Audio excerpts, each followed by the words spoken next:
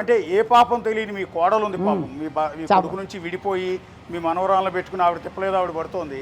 ఆవిడని చాలా మంది ఏ ఆడిపోసుకుంటారు. పాపం తెలియదు అనకండి మా కోడలకి. వాళ్ళ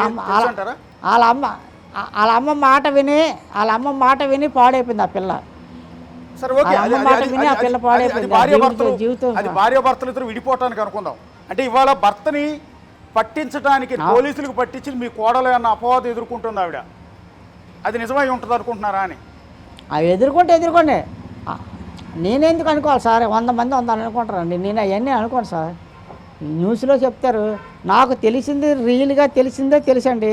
నేను చిన్నప్పుడు బట్టి ఒక అబద్ధం ఆడలేదు సార్. నేను ఉన్నది చెప్పడానికి భయం ఉంది, లేనిది తడుకొని చెప్పాలి, కానీ ఉన్నది చెప్పడానికి భయం ఉంది. ఉన్నది ఉన్నట్టు చెప్తాను. నేనేమైనా చెప్పింది తప్పు ఉంటే చెప్పండి, తప్పు అయిపోయింది. మీరు మాట్లాడిన దాంట్లో ఎక్కడ నేను తప్పు చేస్తే మాత్రం మీరు మాట్లాడిన దాంట్లో ఒక్క మాట కూడా తప్పు లేదు. మీరు చాలా చాలా విలువలతో మాట్లాడుతున్నారు. నేనేమైనా తప్పు ఉంటే నేను తప్పు చేస్తే